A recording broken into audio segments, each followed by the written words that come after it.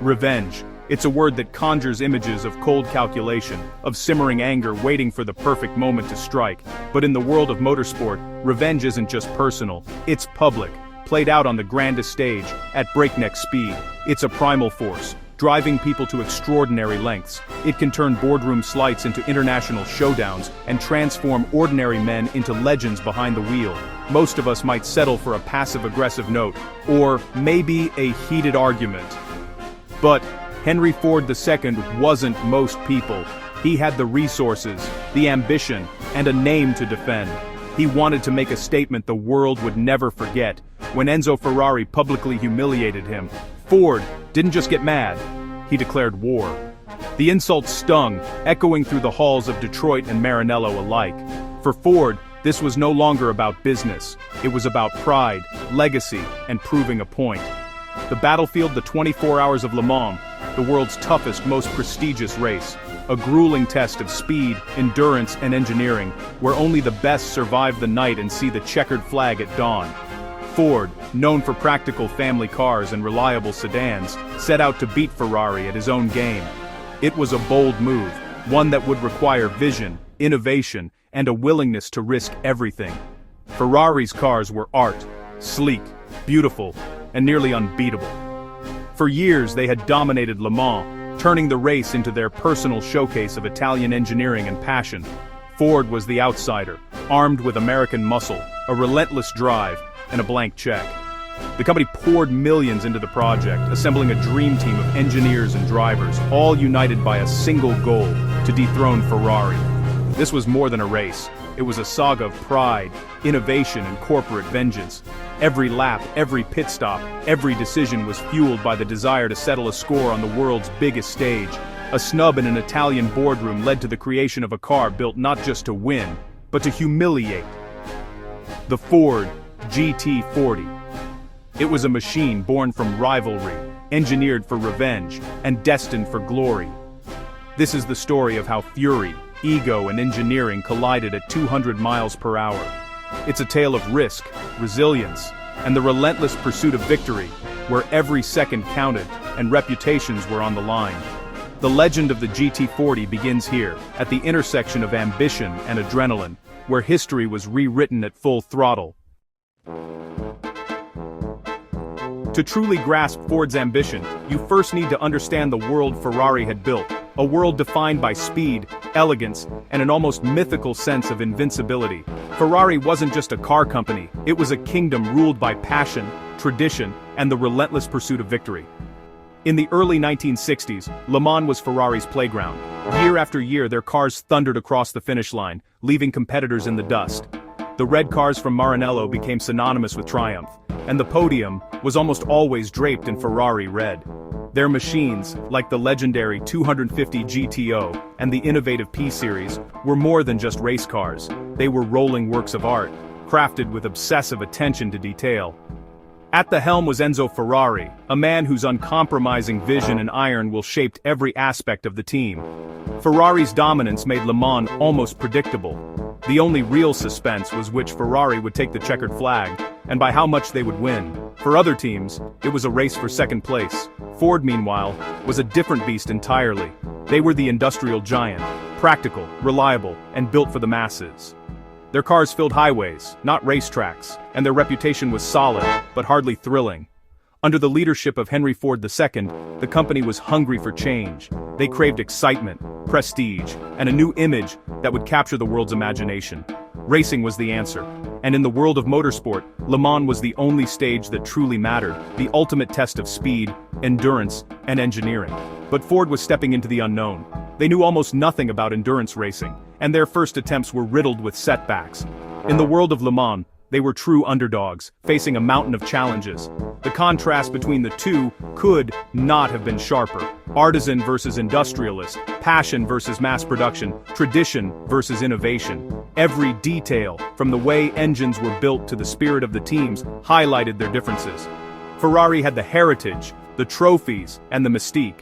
Ford, on the other hand, had a point to prove, and the resources, determination, and audacity to try. The stage was set for a clash of cultures, egos, and philosophies. A battle that would change the world of racing forever. The blue oval was coming for the prancing horse, and the world was about to witness an epic showdown. The GT40 saga began with a handshake that never happened. In 1963, Ford tried to buy Ferrari, hoping to shortcut their way to racing glory. Negotiations looked promising, but Enzo Ferrari demanded total control over his racing team. Ford couldn't agree. No blank checks, no unchecked power. Enzo exploded, insulted Ford's leadership, and killed the deal. Henry Ford the son was humiliated and furious. The failed deal turned a business move into a personal vendetta. Ford's new mission: go to Le Mans and crush Ferrari.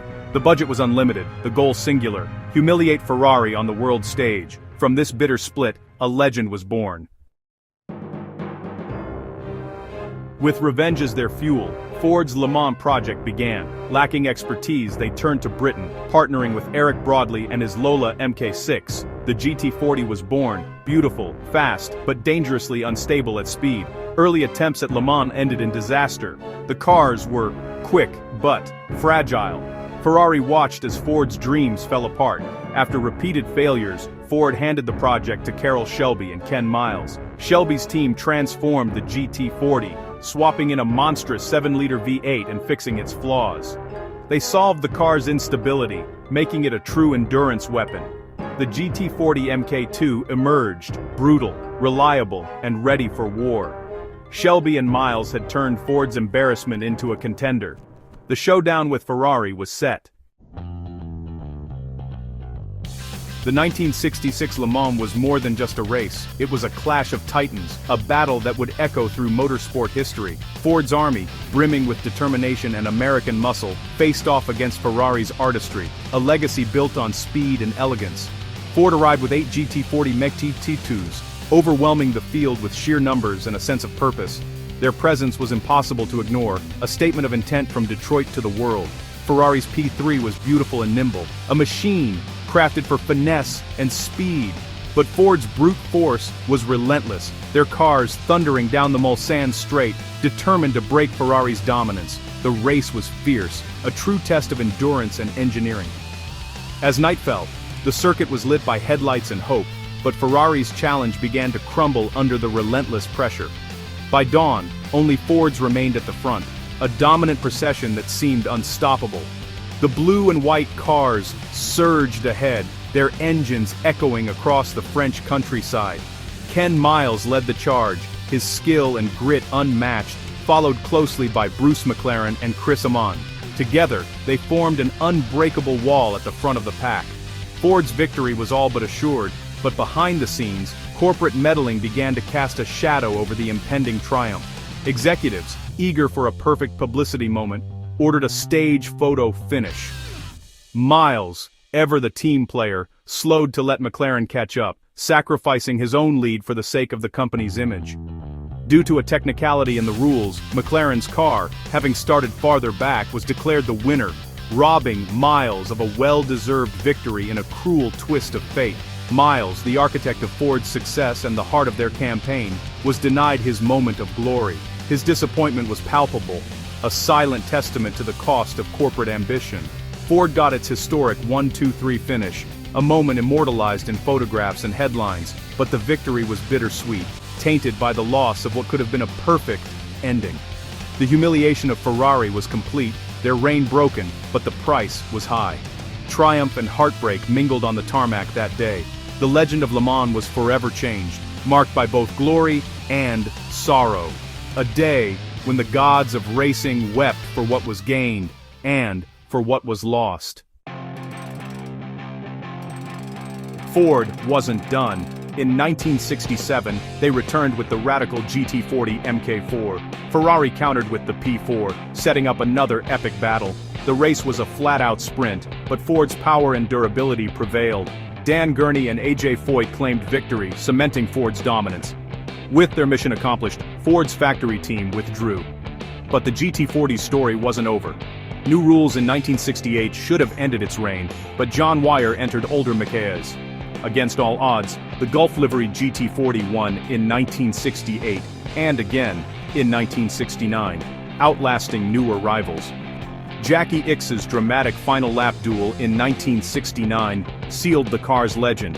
The GT40 had not only beaten Ferrari, it had outlasted everyone. An aging design became a symbol of endurance and ingenuity. The underdog had become the king. The GT40's legacy was secure. Why does the GT40 story endure? It's more than racing success, it's about egos. Ford's wounded pride versus Ferrari's arrogance. This was a personal feud, not just a corporate campaign. The GT40 fused American muscle with European finesse, a transatlantic monster. Shelby and Miles turned a corporate project into a tale of passion and grit. Ford refused to quit after early failures, doubling down until they won. Even after the factory left, the car kept winning, proving its spirit. The GT40 is the ultimate underdog story, outsiders storming the gates of European motorsport. It's proof that passion, even revenge, can drive innovation. The GT40 became a symbol of what happens when you tell Henry Ford II, no. The GT40's legacy is woven into motorsport's fabric. Its victories changed endurance racing, proving American might could conquer Europe. The car became an icon, low, loud, and legendary. In 2016, Ford returned to Le Mans with a new GT, aiming to repeat history. The stage was set, Ford versus Ferrari, 50 years later.